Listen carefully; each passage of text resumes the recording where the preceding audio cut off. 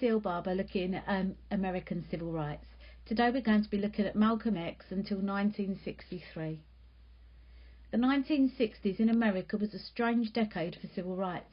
Kennedy and Johnson both supported civil rights, and this decade saw the passing of the 64 Civil Rights Act and the 65 Voting Rights Act.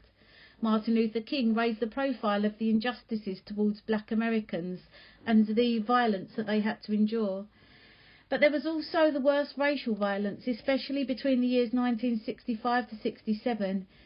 This decade saw the rise of militant leaders such as Malcolm X, Bobby Seale and Huey Newton, and the formation of the paramilitary Black Panthers. Today we're going to be looking a little bit about the earlier role of Malcolm X in civil rights. Many in the civil rights movement saw that progress was too slow, and they thought that King's peaceful methods wouldn't achieve social or political equality. This led to a number of groups developing, one of which Malcolm X made famous. The Black Muslims, also known as the Nation of Islam, had never accepted the methods of Martin Luther King. They wanted separatism and not integration with whites. They changed their surnames to X to represent their slave past. Malcolm X was their most famous member and was a great public speaker, which helped membership to increase to 100,000 people. Between 1952 to 64, he was a great organiser, and whilst travelling America, he won over many converts. He helped to set up educational facilities and social programs for black youths in ghettos based in the north of America. 75% of black Muslim members were aged between 17 to 35 by 1960. Malcolm X helped connect black Americans with their African heritage and was responsible for spreading Islam into the black community in America. He was also influential to people such as Stokely Carmichael and Muhammad Ali. Malcolm X wasn't afraid to attack King and other civil rights leaders. He couldn't understand why so many blacks were impressed with the March on Washington, a demonstration run by whites in front of a statue of a president who didn't like us when we was alive, he was quoted.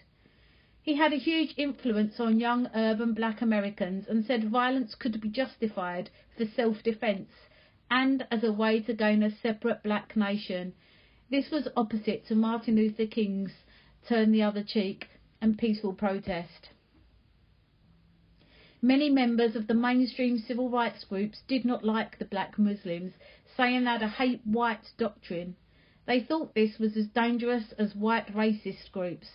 Thurgood Marshall, who was responsible for the Brown versus Board of Education ruling, said that they were run by a bunch of thugs organised from prisons and financed by some Arab group.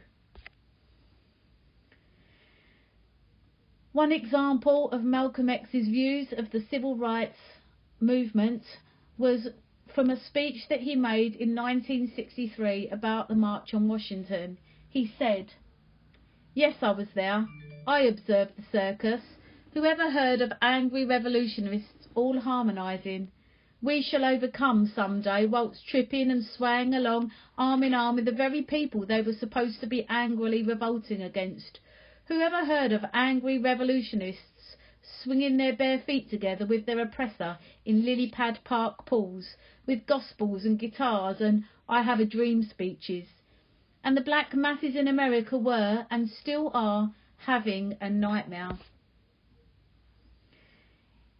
An inference question will come up in the civil rights paper, and if it was to say something like, what do we learn about Malcolm X's attitudes to the March on Washington? We could answer something like, one thing we can infer is that he was against African Americans working and joining together with whites.